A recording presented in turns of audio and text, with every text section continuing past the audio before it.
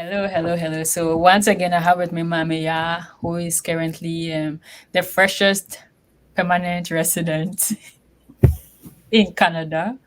So she's going to share with us the total cost that was involved for her to move from Ghana to Canada. If you haven't watched the previous video where she shared her experience on how you also can move to Canada, I would suggest you go watch that video. I'll also leave it in the description box so that you could watch and follow the same process that she used so that maybe hopefully you'll be the next person in Canada. So without wasting much time, Mamiya, can you introduce yourself and tell us like what does it mean to be a permanent resident and maybe which pathway did you use and the total cost involved? Okay. Thank you once again, Barbara, for giving me this opportunity to share my experience as a permanent resident in Canada. My name is Mami. Yeah, I'm from Ghana. Hey, now they're from Canada. Hey, No, there's 3 years. I'm There's from no time. Ghana. Oh. I'm sorry. I am from Ghana and I'm Okay. currently living in Canada. I'm a permanent resident. That means that I get to live, work, and study in Canada for the period that I'm here, and I can be in Canada indefinitely. Um, yes, basically that's what it means to be a permanent resident in Canada now. And But before you continue, when she says indefinite, what it means like when you go as a visitor, after your visa expires, you have to leave. When you yeah, go as a student, after your visa expires, you have to leave. She doesn't have to leave unless she wants to leave. And if I want to travel to Canada, I will need a visa. She doesn't need all those things. It's like she's a mini Canadian. She just needs like 2 or 3 years more to time. finally get those visas. What she needs is time to get the Canadian passport. So now, yeah, so that's Yes. what it means generally. Yes. So maybe I'll just be taking us through I use the Federal Skilled Workers Program, which is under the Express Entry. So I'll be taking us through the cost involved in doing that because it doesn't, yes, there's some money involved, and I'll just like to take us through it so that you know the financial preparations to have to go through this process. Okay. So Before we look at the course, can you tell us like what this express entry fields code work? What is it exactly? Is it just a summary? Okay, so the express entry in general is an online system used to manage immigration into Canada, and it has three streams: the Federal Skilled Workers Program, which I used, the Canadian Experience class, and then the Federal Skilled Trades one. But because I use the Federal Skilled Workers Program, I'll talk slightly about it. It's a points based system that invites people to become permanent residents in Canada based on certain criteria, such as your age, your educational experience, your language, whether it's French or English, the number of dependents that you have, whether it's just you or a number of people. Basically, the you get points for your circumstances, and if at a draw your point is scored, then yes, you get invited to apply for permanent residence. So basically, that is how it works. You start using you start by using a credential evaluation and IELTS, but I won't bore you with all those details because we have a video on that which you should go and watch. But it's a points based system which allows you to be called into Canada as a permanent resident. Okay, so that's great. So now let's look at how much you spent to make this dream a reality. Okay,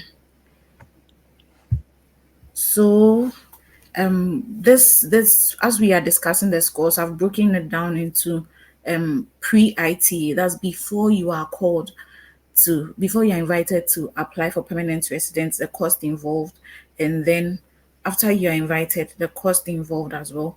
Then finally, you have to show some proof of funds when you're submitting your documents. I'll just run you through the proof of funds that you have to show so that you select the right one when you're entering the pool. So before ITA, you need to have your IELTS general and your credential evaluation done. Some of the costs that I'll be mentioning, they'll be in CD, some of them will be in pounds, and some of them will be in Canadian dollars. But so you have to pardon me when I'm using different currencies.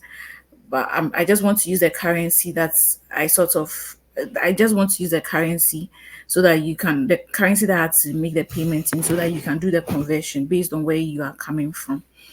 So pre-ITA, the IELTS general, as at the time I was doing it, it cost 2,660 Ghana cedis. From the information I gather now, it's currently about 3,200 cedis now. So it should have changed by now. Can you tell us when you did this so that we know like maybe the Yes, yeah. okay. Yes. So I did mine in January, but I made the payment in November of 2022. Okay. So November 2022 was when I paid for my IELTS. But currently it's over 3,000 Ghana cedis. This is the universe or God telling you that you have to start yours quickly so that the price doesn't increase further. I know, right? So IELTS general was 2,660 as at November 2022, but it's now almost 3,300 Ghana cedis as of now. Then the credential evaluation, I used WES, World Education Services, and it cost 240 cedis. This excludes the sales tax and postage. Okay. So sales, Canadian dollars, not cities. yes, yes, in Canadian dollars, so 240. So as at that time, when I was making my payment in January, it was about 2,500 Ghana cedis, including postage. Postage is about 11 Canadian dollars, and then the GST is the sales tax on it. So approximately 260 Canadian dollars in all. It should be less than that, but just around that. And if your school requires that you pay for the transcripts that are sent to the credential evaluation organization, you have to pay for that too. In my case, I was fortunate enough not to have to pay, but I know that most schools require that you make payment. So in my case, it's zero here, but you need to account for that. Then post IT, when you get the opportunity to now submit your documents for permanent residence, because I did my masters in the UK, I needed to get a police certificate for the UK. You need to provide a police certificate for every country that you have lived in for more than 6 months. And I had lived, so within the past 10 years, if there's a country that you have lived for more than 6 months, you have to provide a police certificate for that country. Because I lived in the UK for over a year doing my master's, I had to provide a police certificate for that. It cost me 55 pounds. So that's here. And then for my Ghanaian police certificate, I paid 115. Well, theoretically, I paid 115, but with our Ghanaian system, they lost my file in the system. There was this long thing for about 1 month. I hadn't gotten my police certificate. So I had to go back and make a payment. So you have to prepare for contingency. So I had to pay it. So I paid 115 times two, Ghana excluding my, cities. yes, in Ghana How, cedis. So how long had you been in Ghana when you requested for this? when I requested for, I was living in Ghana at the time I requested for Okay. this. So Yes, for this, it also differs. Like if you don't live in Ghana and you request for this, you pay more. I've forgotten how much I had to pay for that. But yeah, just to let you know, if you are out of Ghana or you've not been in Ghana for like I think 6 months or so, you pay more than this. And for the police certificate, you need to take police certificate for every country you have lived in for a period of time. So that's something you should also take note of. yeah. So if you've lived there for more than 6 months, you need a police certificate for that. And so Ghana had to pay 115 Ghana cedis, and then you had to do a medical checkup. It cost me 1,250 Ghana cedis. When you are finally submitting your documents, you have to pay your visa processing fee and your right of permanent residence fee. The visa processing fee is 850 Canadian dollars, and the right of permanent residence fee is 515 Canadian dollars. Also, there's a passport picture that you have to send to them with some requirements that they will let you know. Because Before I we, why did you have to pay for visa processing fee? What visa did you travel with to Canada? so The visa that you travel with is, well, they call it an immigrant visa, but Yeah, it's okay. a, So you have yes, to pay for, okay. yes. So you have to pay for that. It's a one-time visa. It allows you to enter. It's a single entry visa. So Okay. once you enter Canada, it's cancelled, and they give you a permanent resident form or something like that. Yes, and then you need a passport picture as well, because I wanted it professionally done according to the requirements. I had to splurge a bit and paid 80 CDs for that. And when you are finally submitting your passport as well, you need to give them another passport picture with its own requirements. So that was another 80 CDs spent. But you have to know that my transportation costs were not included in all this, because even though I was in Ghana for most of these things, I had to be moving from one region to the other. I was in the Western region, and most of the things had to be done in the Greater Accra region. I had to, so consider your transportation costs as well. That should be different based on where you are and where you have to do your processing. So finally, we have to move to the proof of funds that you have to show. And the proof of funds have to be ready before your documents are submitted. Okay. Before we go to the proof of funds, can we know the total? If you could just add them in the individual Okay. currency, then I'll Okay. check how much will be one currency. Okay. Okay. So for the CDs, let me see. So for CDs, oh,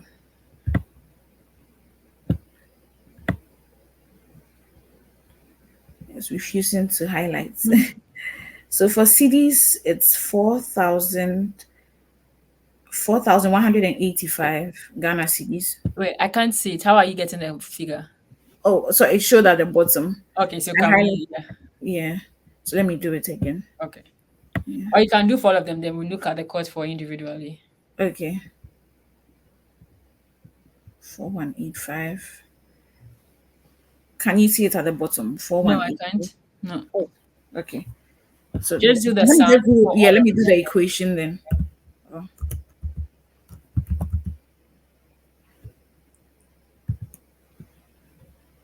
should I stop sharing the screen, or you No, no, no. still? Just continue. We could look at it.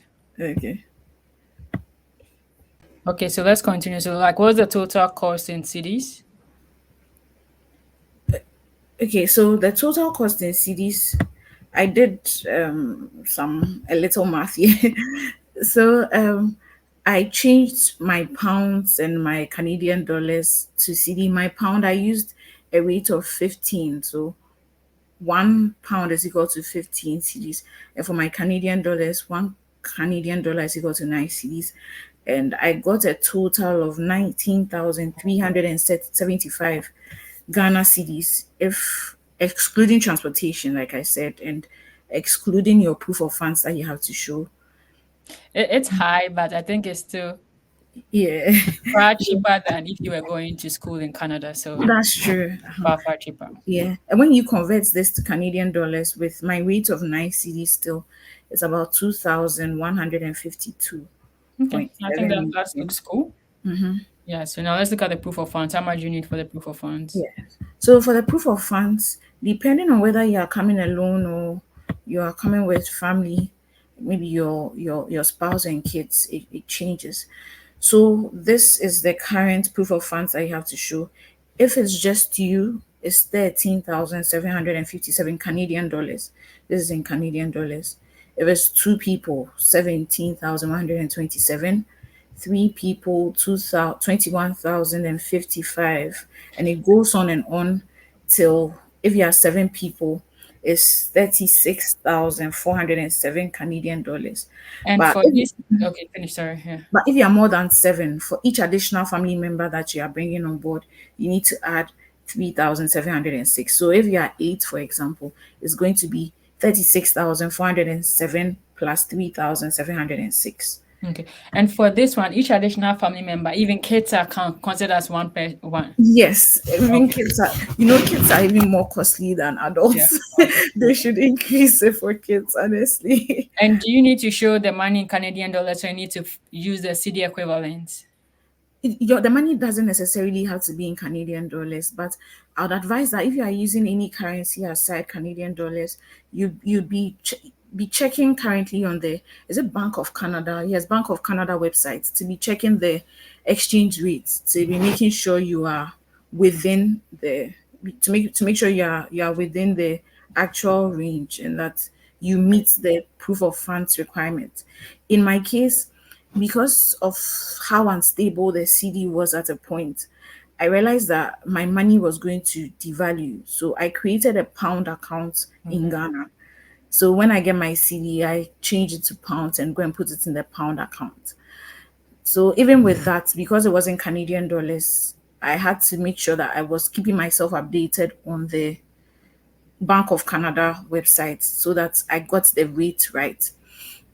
And it's good to just add a little money to it. You don't have to, if it's a single person, you have to do 13,757. You could round it up to maybe 13,900, 13,800, so that you're not caught wanting, like so that you're not found wanting when, because when your proof of funds don't meet the requirements, it's a way for them to deny your visa. So Okay, so so in summary, like we be spending you spent roughly 2,500 for the everyday course, the exams, and all those things, and you needed to yes, show proof of funds of the yes, 13,700. Okay, so exactly. thanks. I think this was the purpose of this video, just to let you know the cost. We've already talked about how to get into what you need to do. The next video in this series, we are going to look at like if you've got an invitation to apply, what it entails and what you need to do, as well as her life in Canada. So, do you have any last words? If not, if you have any questions, just leave it in the comment section. Okay. So my last words should be that I know that when you look at the amount, it looks a bit scary, especially with the proof of funds that you have to show. But really, don't let it deter you. Just take it a step at a time. The proof of funds part will come, um the proof of funds part will come when it comes. But before that, do what you have to do. When you get there, trust me, all the support that you need to get, it will come. It will come. Personally, in my case, that's what I found out. That you just have to take it a step at a time and don't let some things deter you, and you should be fine. Yes, I wish all of you the best. Those of you deciding to go on this journey, and I know that it will all work out well. Okay, so thank you very much. So as I initially said, if you have questions, let me know in the comment section. So to hear from me again.